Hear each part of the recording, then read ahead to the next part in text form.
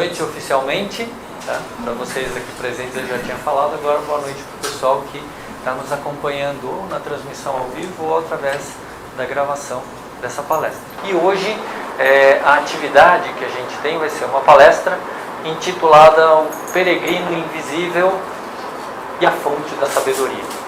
E eu vou contar um segredo para vocês. Espero que vocês não contem para ninguém porque é segredo. Tá? O pessoal que me conhece, pessoal do Xing, ou mesmo aqui do Tao Te Ching, sabe que quando tem essas palestras de temas livres, eu costumo usar o Xing, eu peço orientação para o Xing para falar, Xing, que eu vou falar na palestra. Dá uma dica, né, dá uma ideia, e eu faço uma consulta de Xing. A partir da consulta de Xing, aí eu desenrolo um tema primeiro e depois no dia da palestra eu dou a palestra. E dessa vez eu fui meio que com um tema pronto, eu só queria uma ajuda do Xing assim, para ele me ajudar a desenrolar aquele tema.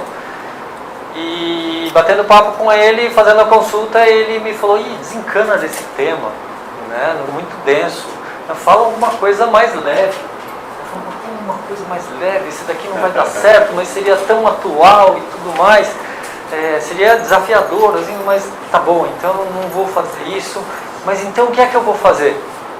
E aí, antes que eu me debruçasse numa nova consulta para pedir orientação, veio um sopro assim, uma ideia, um sopro. Puxa, eu podia falar disso. Eu queria falar alguma coisa do Xing, porque amanhã, né, dia 12 de fevereiro, a gente começa uma nova turma do curso de Fundamentos do Xing. Eu queria falar alguma coisa do Xing. E aí veio um vento, me soprou uma ideia. Só que ele soprou só a ideia. Eu falei, olha, pode ser uma ideia interessante. A ideia foi o título. E aí o resto que viria depois, eu fiquei perguntando, mas e aí? E aí? E aí falou, no dia vem, tá? E aí falaram que no dia vem, espero que venha, peço a ajuda de vocês, para que de verdade aquele sopro se transforme em algo. Tá? Então eu estou aqui meio receoso porque eu não sei ainda o que vem. Tá? Mas vamos invocar o que vem. A gente vai invocar o tal do peregrino invisível. A gente vai invocar o peregrino invisível para que ele nos conte a sua história. E a única coisa que ele me contou até agora, e eu não sei porquê, tá? É que o nome dele é Uri. Tá? E aí, Uri vai ser o nosso peregrino invisível. E tem mais uma coisa que ele me contou. Na verdade, ele se mostrou dessa forma, apesar de ser invisível, ele se mostrou dessa forma. Uri é um espírito do vento. Uri é um espírito do vento que veio compartilhar com a gente a história dele. Quem não sabe, os alunos do Xing já estão vendo o Uri aqui, porque esse daqui é um dos símbolos do Xing, é o trigrama vento. Tá? E Uri contou para mim que quando ele era mais novo, quando ele era mais jovem, ele, como todo bom espírito de vento, ele era bastante brincalhão. Ele gostava de dançar daqui para lá, de lá para cá. Ele gostava de passear por todas as direções. Ele ia para o leste, para o oeste, outra hora ele ia para o norte e para o sul. De vez em quando ele ia para as outras direções colaterais. Ele estava sempre indo e vindo, serelepe, leve, discreto e invisível, como todo bom vento. E também como todo bom vento, nesses passeios de Uri por todas as direções, e não só para as direções na horizontal, Uri também subia e descia. Ele entrava nos buraquinhos, passava nos buraquinhos das árvores e fazia as árvores cantarem, assobiarem. E nesses passeios de Uri, uma coisa que ele gostava muito de fazer era balançar a copa das árvores. Quando ele passava e balançava a copa das árvores, de vez em quando uma outra folhinha se desprendia. E aí ele pegava aquela folhinha e ficava brincando com a folhinha, levando a folhinha daqui para lá, de lá para cá, rodopiando a folhinha. Mas uma das coisas que ele mais gostava, que ele mais adorava, e que eu também adoro particularmente, né? E o Theo também adora, espero que ele esteja assistindo também ao vivo. O Theo é meu filho. Tá? Mas a gente adora também uma coisa que o Uri gosta muito. São as sementes de dente de leão. Aquela semente que quando ela é toda fofinha assim, quando bate um vento, né, o vento leva a semente de dente de leão, que segue flutuando pelo ar, levada ao vento e se espalha para todas as direções. O Uri adora sementes de dente de leão, porque ele consegue transportar as folhas de lá para cá de uma maneira muito interessante. Ele leva as folhas para longe das árvores. Mas a semente de dente de leão, como ela é tão levinha, ele leva para muito longe. Ele consegue espalhar essas sementes de dente de leão para lugares bem distantes em relação à plantinha de onde elas se originaram.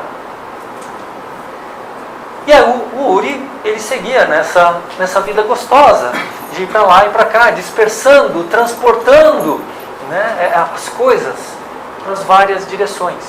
E o Uri, ele tinha uma coisa muito interessante também, porque como ele é invisível, a gente não vê o vento, quer dizer, alguém pode ver. Aí, ó, vocês viram o vento? Sinceramente, viram o vento? Vou dar outra chance. Não deu para ver, tá? Mas se a gente fizer isso, ó,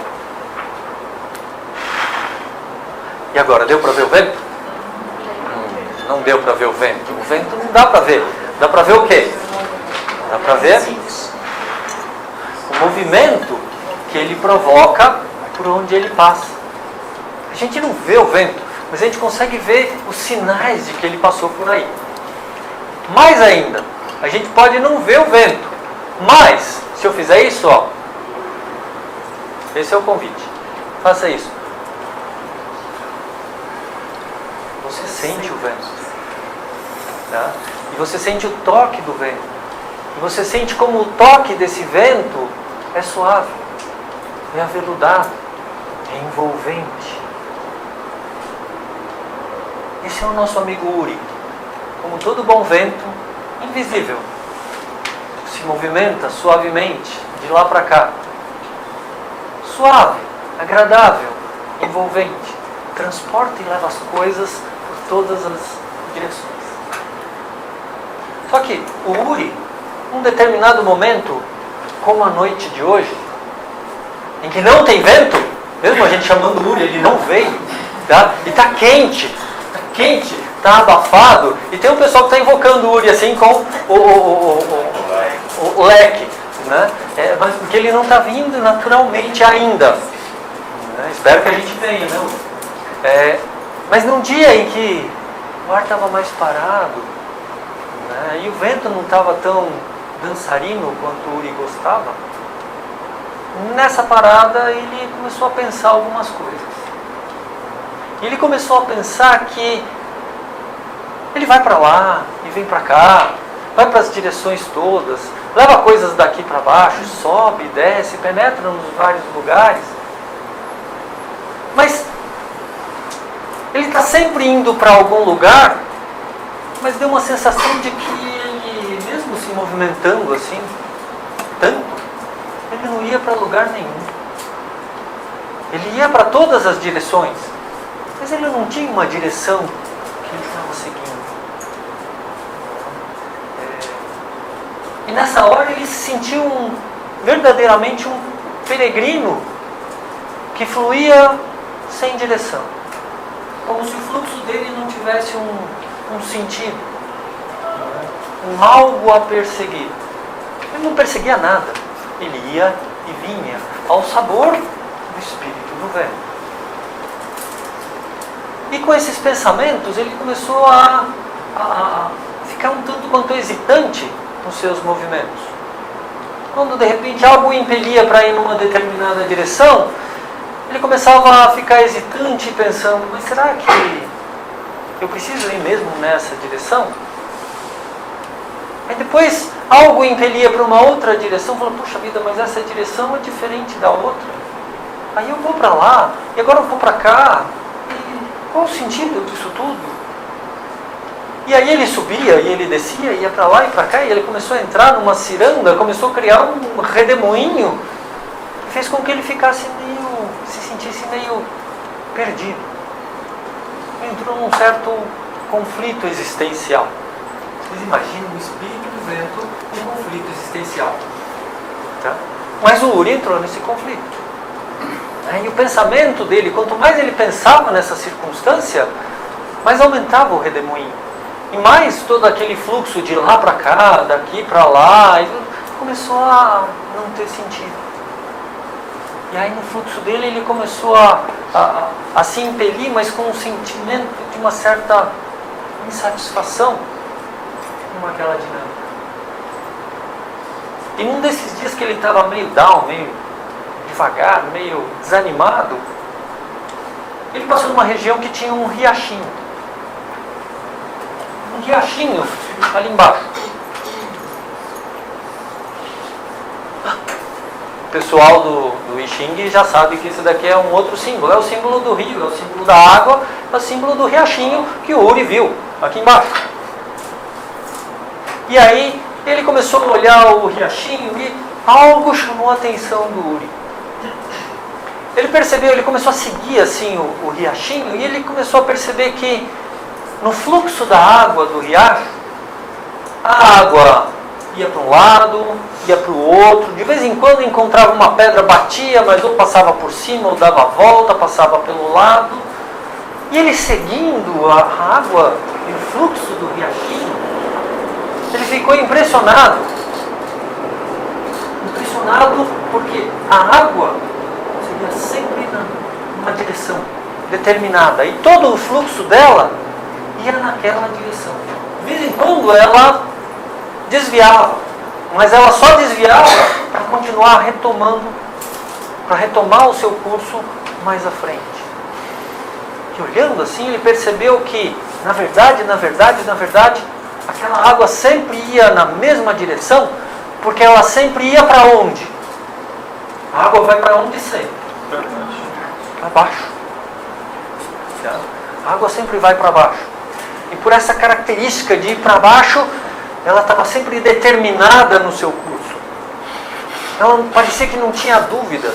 Por quê? Porque se não dava para ir de um jeito, ela procurava o outro e continuava indo para baixo. E aquilo deixou o Uri impressionadíssimo, porque a crise dele era justamente uma crise de não saber para onde ir. Ir para muitos lugares e não ir para lugar nenhum. E a água parecia que sabia muito bem. E aí o Uri falou, puxa vida, eu gostaria de ter essa mesma determinação da água. Sabe o que eu vou fazer? Vou seguir a água. E aí o Uri, ele continuou seguindo o curso daquele riachinho. Ele falou, não, eu preciso descobrir qual é o segredo da água desse riacho. Como é que ela consegue ser tão determinada de seguir sempre naquela mesma direção? E ele foi seguindo, e seguindo, e seguindo a água do riacho. Até que chegou uma hora que aquele riacho, ele caía num buraco. Um buraco escuro. Um buraco muito escuro. E que dentro daquele buraco, a água do riacho sumia. Desaparecia. E aí naquela hora o Uri, que estava seguindo a água, ele estava indo, quando ele percebeu que a água ia para o buraco, ele, opa! Deu uma guinada e se desviou do buraco. Ele não entrou com a água no buraco, porque o buraco era muito escuro, não dava para ver nada lá dentro. E ele só percebeu que a água que entrou no buraco caía, ia para baixo, porque era um buraco fundo e escuro. Era um pequeno abismo. Abismal é o nome da água aqui, tá? Mas o Uri se deparou com aquele abismo e ele ficou com medo danado de entrar naquela região escura. Ele não sabia o que tinha lá dentro. Podia ter qualquer coisa. Podia ter um outro espírito, devorador de espíritos do vento. E ele falou, não, aí eu não quero entrar. Mas ele pensou, mas a água entrou. A água entrou, a água com toda a sua determinação, ela entrou no buraco, sem medo. Eu fiquei com muito medo. A água me deixou com muito medo de me carregar para aquele buraco, mas ela entrou. E ela foi lá para o fundo do buraco. Está me dando a impressão que se eu quiser descobrir o segredo da água, eu vou ter que fazer como ela. E de forma corajosa e determinada, eu vou ter que penetrar naquele buraco escuro, que eu não sei qual a profundidade dele. Profundidade que lá em Araçatuba a gente chamava de fundura. Eu não sei a fundura do buraco, né? Mas eu acho que eu vou ter que entrar nesse buraco. Só que ele ficou na porta do buraco. Entro, não entro, entro, não entro, entro, não entro. E ele resolveu não entrar. Não deu. Ele não encarou aquele desafio. Algo o chamava, algo o impelia a entrar no buraco. Mas ele não conseguiu. Ele ficou com muito medo do buraco. Ficou com muito medo daquele escuro, daquele mistério que tinha no buraco. Apesar daquela água o chamava para dentro. E aí ele virou e foi para outra direção e ficou pensando, mas eu vou, não vou, ele não sabia se entrava ou não no buraco. Queria muito, mas estava com muito medo de entrar no buraco. E aí ele resolveu pedir ajuda. E ele foi pedir ajuda, olha só, para uma grande árvore que tinha no bosque que ele habitava, que ele costumava habitar. E que parecia ser uma árvore muito antiga e muito sábia. E ele gostava muito de passear nos ramos daquela árvore. E aí então, ele se dirigiu e foi encontrar aquela árvore. Aquela árvore também tinha um espírito que habitava na árvore. O nome dela era Madame Chun. Madame Chun. Chun é outro nome do vento, tá? O vento também está relacionado com o próprio simbolismo da árvore. Tá? E o Uri tinha muita afinidade com a Madame Chun. E a considerava muito sábia. Por isso ele foi se aconselhar com a Madame Chun. E aí, quando ele chegou lá, ele contou essa história da crise que ele estava vivendo, de não saber para onde ir, de ir para todas as direções, mas de não ir para direção nenhuma. E contou para a Madame Chun também que ele tinha encontrado o curso da água e que ele seguiu o curso da água, mas que ao chegar num abismo, no buraco que a água penetrou, ele não conseguiu, ele teve muito medo e desistiu de seguir a água. Mas algo continuava chamando. E ele não sabia naquela hora se ele entrava no buraco ou se ele deixava essa empreitada de lado. E aí ele pediu a orientação da Madame Chun. A Madame Chun, com muita paciência, com muita suavidade, ouviu a história do Uri, respirou e suspirou fundo. E falou, Uri, eu preciso te contar algo da minha própria história. Na verdade, originalmente, eu não era o espírito de uma árvore. Eu era como você, um espírito do vento, que dançava para lá e para cá, ia para todas as direções, como você faz, transportava as coisas para lá e para cá, penetrava em todas as direções. E um dia, também, seguindo esses movimentos naturais, eu encontrei essa árvore. E eu estava dançando aqui entre os ramos da árvore, quando eu vi esta abertura. E ela mostrou uma abertura para Uri. Uma abertura que tinha no tronco da árvore que ele nunca tinha percebido. E era uma abertura que, quando a gente olhava para dentro, não dava para ver o que tinha. Ela era uma abertura escura também. E aí a Madame Chun falou, quando eu me deparei com essa abertura nessa árvore, eu também tive a mesma sensação que você. Algo me puxava para dentro dela. Mas eu fiquei com muito medo de entrar nesse caminho escuro. Só que, depois de hesitar por algum tempo, eu aceitei e penetrei nesse caminho, nessa abertura que a árvore oferecia. E quando eu fui penetrando naquele orifício da árvore, fui me sentindo, a princípio, um pouco apreensiva, porque eu não enxergava direito o que acontecia. Mas, ao mesmo tempo, aquilo foi me dando uma sensação agradável de acolhimento. E eu fui penetrando mais. E quanto mais eu penetrava no caminho daquele orifício, mais acolhida eu me sentia. E eu ia penetrando mais e mais e mais fundo. Até perceber que em um determinado momento eu já estava tão fundo na árvore que eu já não estava mais em contato com a superfície. Eu tinha penetrado até as raízes dessa árvore. E penetrando até as raízes dessa árvore, sabe o que eu encontrei lá no fundo? E o Uri, assim, que ele estava assim, com os olhos arregalados, ouvindo a história da Madame Xu, falou, não, o que você encontrou lá embaixo? O que você encontrou lá embaixo? Ela falou, eu encontrei um veio d'água. A raiz da árvore foi até lá no fundo da terra e encontrou um veio d'água. E ali no fundo, eu vi que a raiz conseguia absorver aquela água, fazer essa água penetrar pela raiz. E aí eu senti um grande frescor quando a água penetrou pela raiz. E eu me deixei levar, eu me entreguei a esse frescor da água que veio penetrando pela raiz. E eu já sabia que a água sempre desce. Mas naquele momento, dentro da raiz profunda da árvore, eu senti a água subindo e fluindo por mim. E eu comecei a subir pela raiz de volta, junto com a água. E a água foi subindo pelo tronco, e foi subindo até os ramos e penetrando até nas ranhuras das folhas.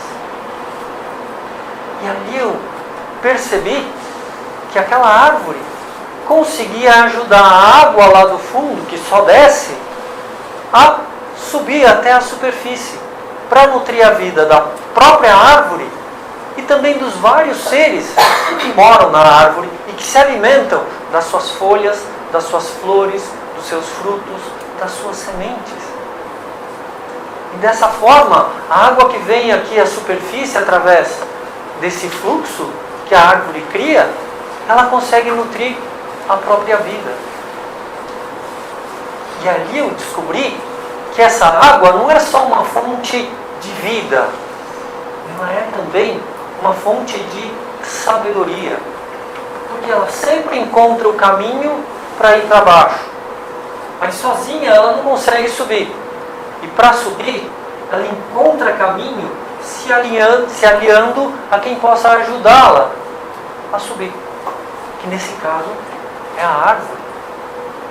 E eu me senti tão envolvida, me senti tão abraçada e tão plena com toda essa descoberta, com toda essa sabedoria que essa água me propiciou, que eu resolvi tomar esta árvore como a minha própria moradia. E já faz muito tempo, tanto tempo que já não me lembro mais de quando isso aconteceu.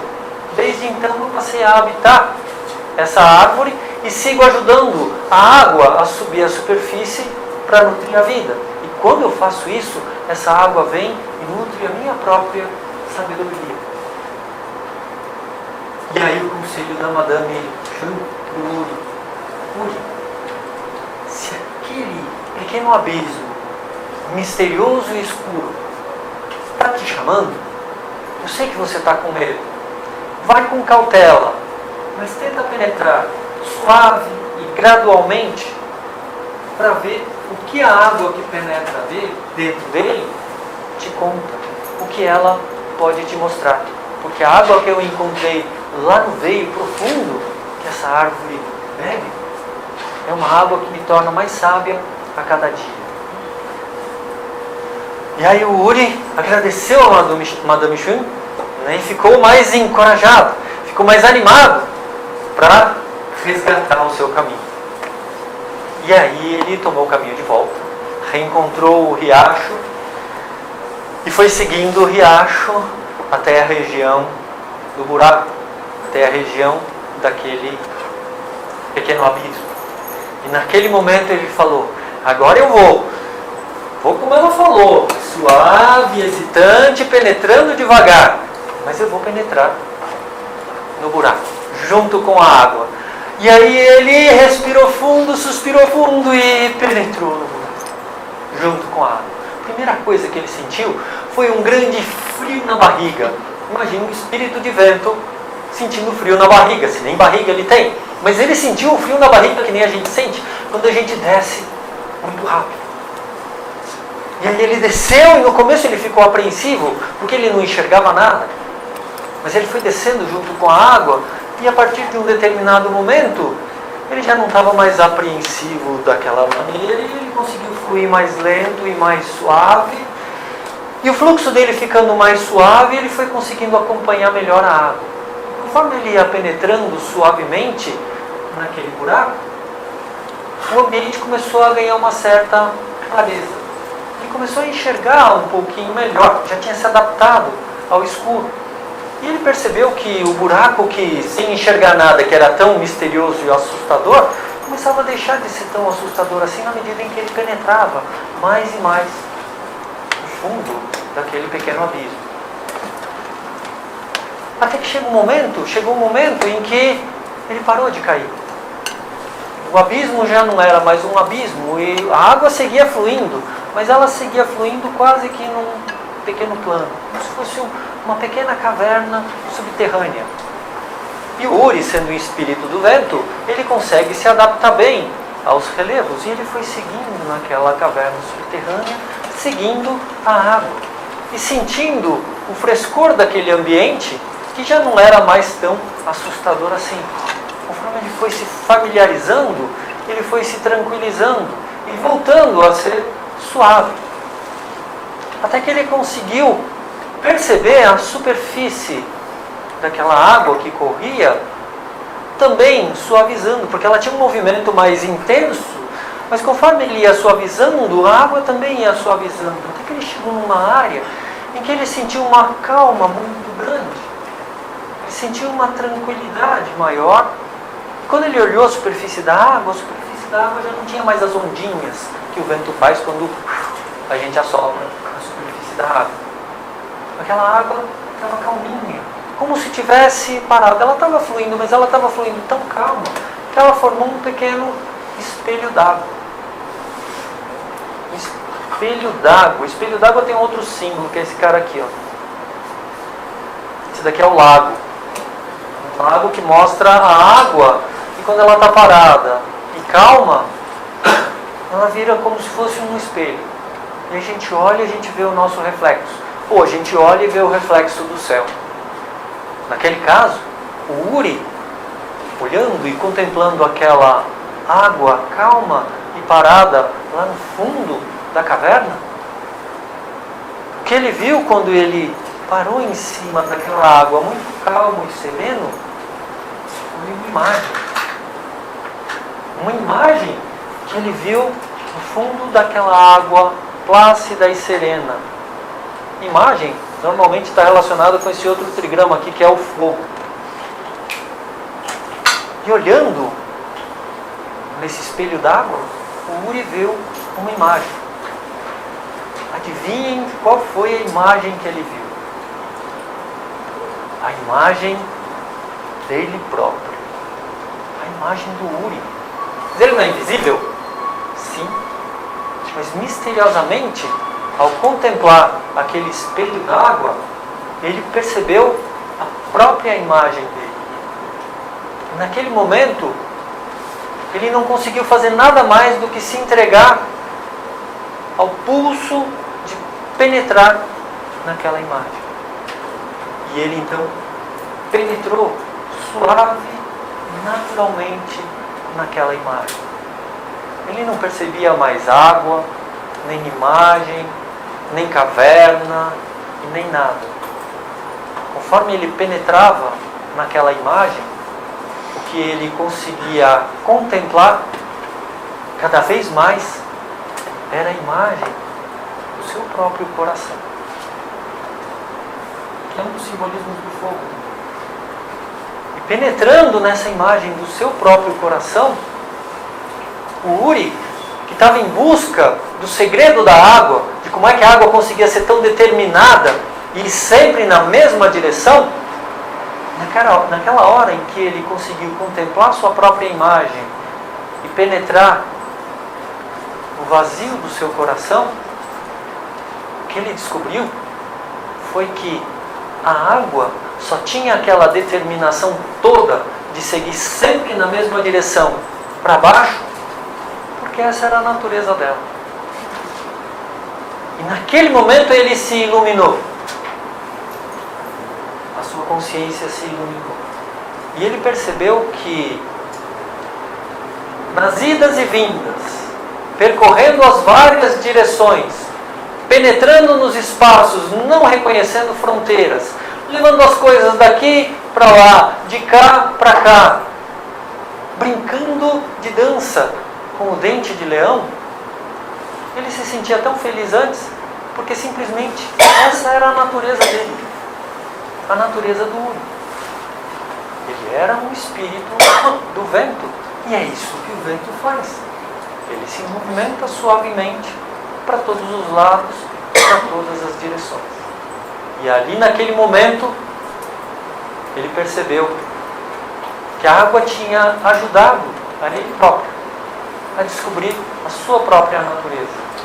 Da mesma maneira que a água tinha ajudado a Madame Xun a descobrir a natureza dela e ela se realizar virando o espírito de uma árvore, aquela água sábia e misteriosa tinha acabado de revelar para o Uri um grande mistério que estava oculto no coração dele. A natureza de ser um espírito de vento. E a partir daquele momento, ele descobriu que ele não precisava habitar uma árvore como fazia a Madame Xu. E nem precisava ir sempre numa única direção determinada como fazia a água. Que ele poderia se realizar e ser feliz sendo plenamente o que ele era. Um espírito de vento, dançante, suave e invisível, percorrendo o mundo sem fronteiras, conectando todas as direções. E o Uri me contou por fim, na verdade, cadê? Sumiu. A grande inspiração da história dele veio desse símbolo do I Ching, tá? Que é um hexagrama chamado, adivinhe, poço. E aí adivinha o que a gente tem? Olha só o que a gente tem, né? A gente tem o poço escuro aqui, um símbolo da água, né? O poço onde o Uri penetrou foi até as profundezas. Foi até as profundezas e lá no fundo desse poço ele encontrou o espelho d'água. E contemplando e penetrando na imagem do espelho d'água, ele iluminou a sua própria consciência. Isso é a história do Uri. Isso é I Ching. Tem muita gente que me pergunta, Wagner, o que é o I Ching? Eu tenho vontade de chorar. Eu tenho vontade de chorar porque não dá para explicar o que é o I Ching. Não, para que serve? Deu vontade de espremer no chão. Não, o I Ching, para que serve? Serve para um monte de coisa. Tecnicamente, a gente usa esses símbolos do I Ching como oráculos, tá? Para nos ajudar a tomar decisões que tornem a nossa caminhada mais harmônica com o nosso destino, mais harmônica com a circunstância que a gente vive. O I Ching é o estudo dentro do taoísmo, onde a gente tenta entender como é que as energias do Yin, que são essas linhas interrompidas, e as linhas do Yang, que são essas linhas cheias, se combinam para formar os 8 trigramas do I Ching e os 64 hexagramas do I Ching.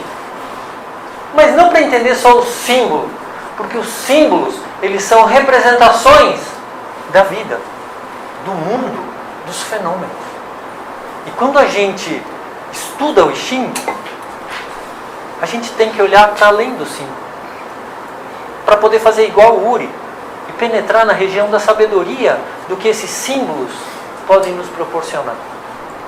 Eles podem nos proporcionar imensas revelações, seja através de uma consulta ao oráculo, seja através de uma contação de história, seja através do estudo e da reflexão, seja através de olhar no símbolo, o espelho de nós mesmos. Para que a gente possa, como Uri, penetrar no âmago do nosso coração e descobrir de verdade quem a gente é, o que a gente é, o que eu preciso para ser pleno, para ser autêntico, para ser de verdade, o que eu tenho para ser. Por isso, quando vocês receberem o nosso convite para estudar I Ching, claro que a gente vai estudar um monte de coisa técnica. O curso de Fundamentos, que começa amanhã, tem um monte de elementos e informações que são técnicas, mas na verdade é basicamente para a gente aprender a linguagem desses símbolos, aprender a conversar com os símbolos, para aprender a ouvir a história que eles podem nos contar, para poder acessar a sabedoria que esses símbolos podem trazer, para que a gente possa restaurar a harmonia da nossa própria vida.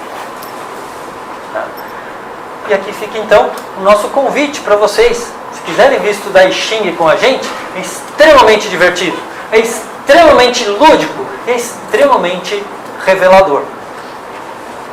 Isso é a base de todo o pensamento taoísta.